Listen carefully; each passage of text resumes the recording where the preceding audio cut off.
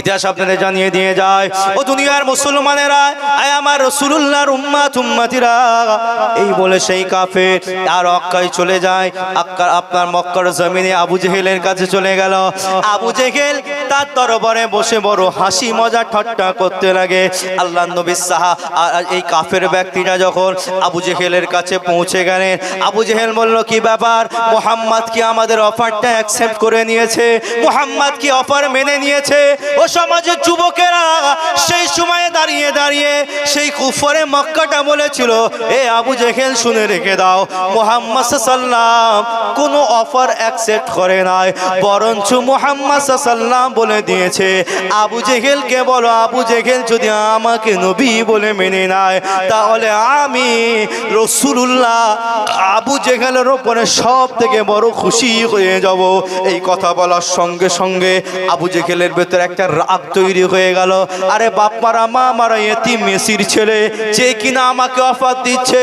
ও সমাজের যুবকেরা ওইখানে দাঁড়িয়ে দাঁড়িয়ে ওই কাফের কুফরে মক্কা ব্যক্তিটা বলেছিল, এ আবু জেহেল শুনে নাও, তোমাকে একটা কথা বলে যাচ্ছি, আমি মুহাম্মদ আরবি সাল্লাল্লাহু আলাইহি ওয়াসাল্লামের দরবারে গিয়েছিলাম, কিন্তু এ আবু জেহেল শুনে রেখে দাও, মুহাম্মদ সাল্লামের সাথে তলোয়ারের মোকাবেলা করতে যাবে না, জঙ্গে জিহাদ করতে যাবে না, মুহাম্মদ সাল্লামের সাথে যুদ্ধের ময়দানে যাবে না।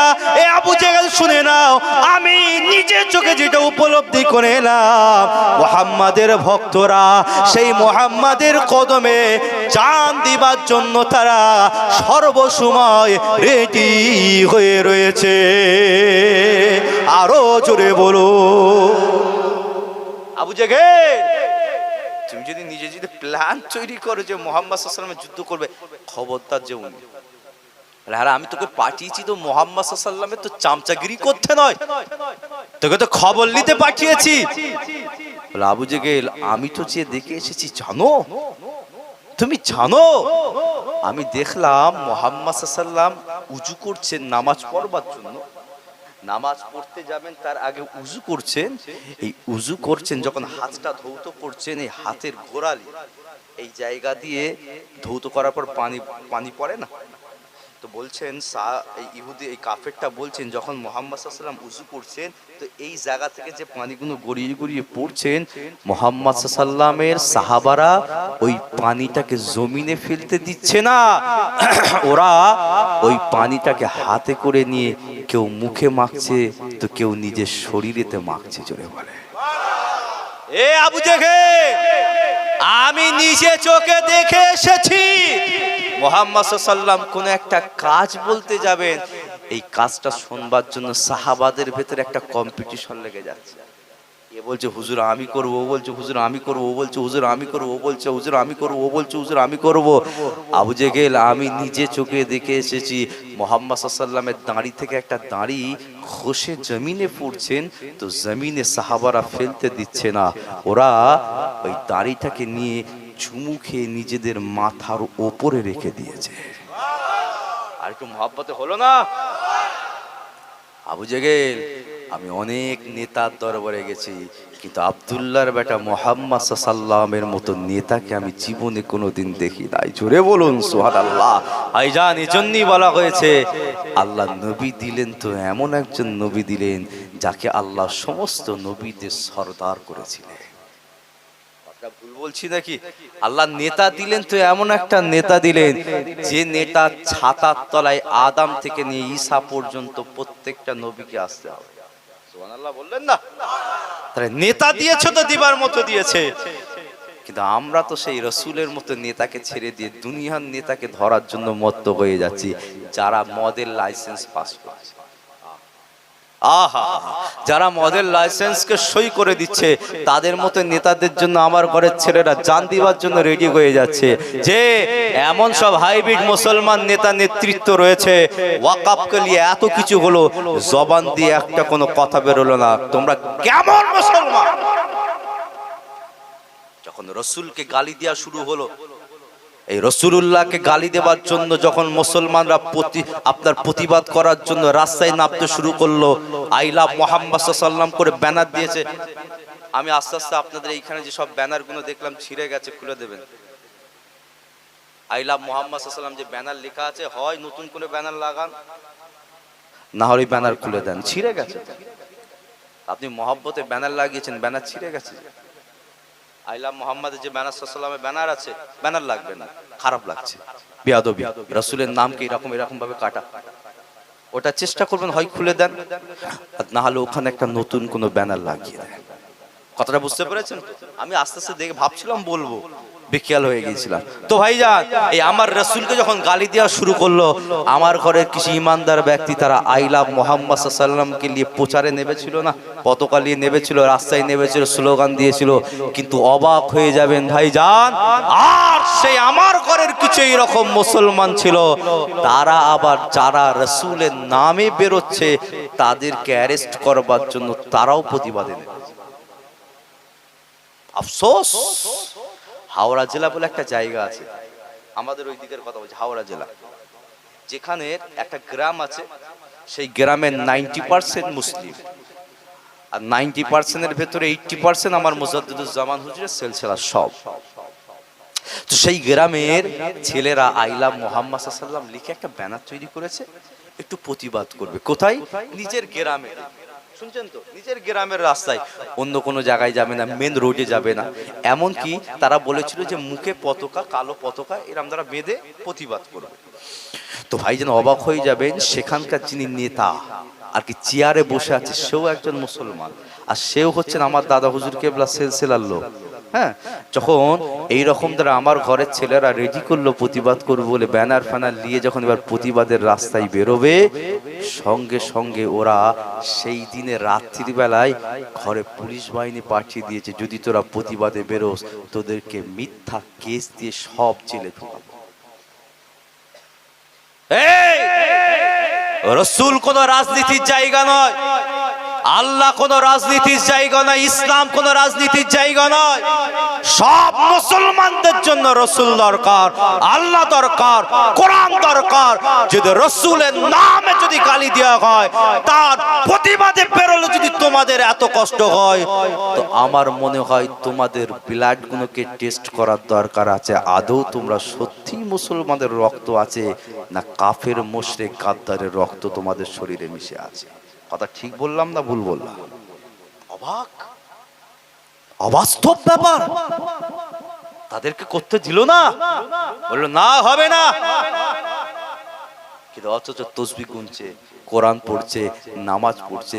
শুনলাম তিনি নাকি 5 ওয়াক্ত নামাজ পড়ে, তিনি নেতার কথা বলছেন, তিনি নাকি 5 ওয়াক্ত নামাজ পড়ে, আর ফজরের সময় ফজরের নামাজ পড়ে কোরআন শরীফ তেলাওয়াত করে। কিচ্ছু কাজ হবে না, রাসূলের নামে গালি দিয়েছে, তুই প্রতিবাদে বেরো।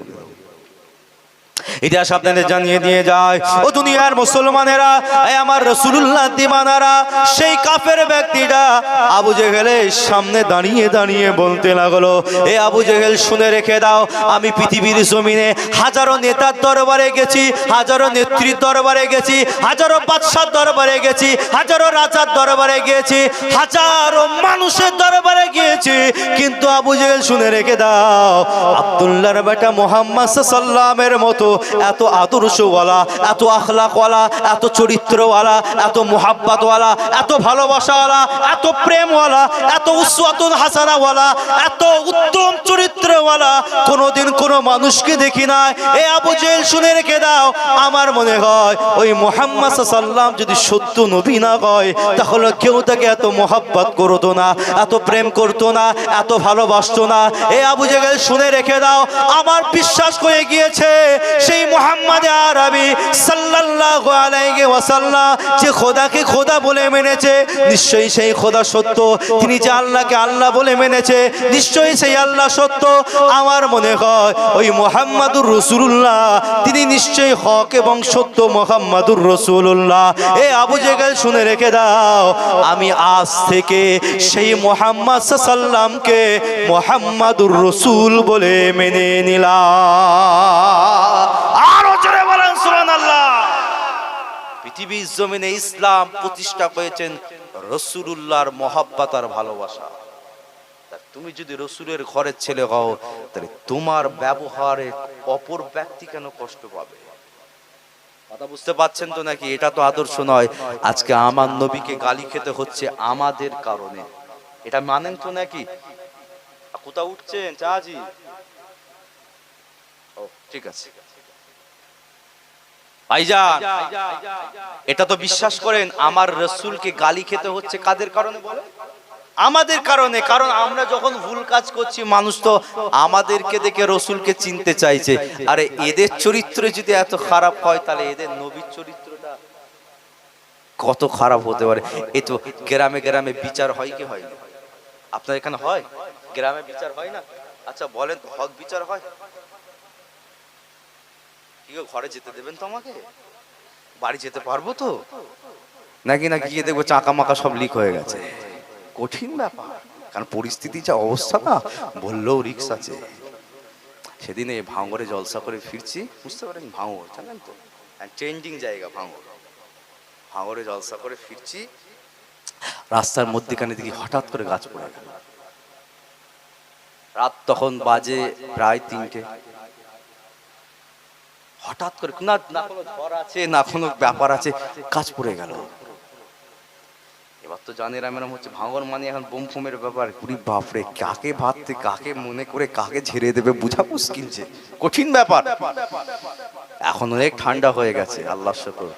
ভাইজান যে ভাইজান আছেন না, পুরো একদম ঠান্ডা করে ফেলছে, পাগলা করে ফেলছে একটাতে। যাক ওদিকে আমি যাচ্ছি না, ও জায়গা এটা নয়। তো ভাইজান, তো এবার আমি দরজা খুলতেও পাচ্ছি না, কাজ পড়ে গেছে, কাকে ডাকবো? দেখি 2-3 জন পালাচ্ছে। আমি সর্বনাশ, কিছু নিশ্চয়ই ব্যাপার আছে। কারণ ওই জলসাই না একটুখানি বলেছিলাম, আমার মনে হচ্ছে ওরা শুনেই আমাকে ধরার জন্য। আবার একটা বাঁশ ফেলেছিল জানেন, মানে কি অবস্থা হয় রাস্তাঘাটে, কঠিন ব্যাপার। ক্যানিং এ জলসা করেছি, জলসা করে স্টেজ থেকে নেবে সামনে মেন রোডে গেছি, সেখানে পুলিশ ধরেছে। হুজুর আপনি কিন্তু এই সমস্ত কথাগুলো বলা আপনার উচিত হয়নি। তখন একদম বিশাল ব্যাপার। কাকে নিয়ে বলেন তো? শাহজাহান মোল্লাকে। কঠিন ব্যাপার চলছে সেই সময়। কাজ করতে করতে একটুখানি হক কথা বলে ফেলেছি।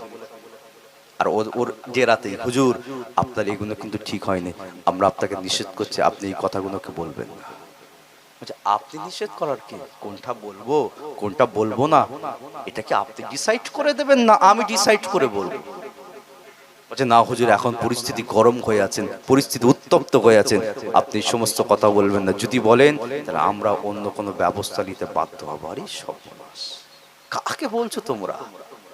ছোট মতো দেখছো বলে নাকি? হ্যাঁ না, হক কথা যেমন আল্লাহ বলাচ্ছেন, যতটুকু বলাচ্ছেন ততটুকুই বলবো। কারণ আমার শরীরে হুসাইনের রক্ত আছে, এজিদের রক্ত নয়। আমার শরীরে হুসাইনের রক্ত আছে, ইয়েজিদের রক্ত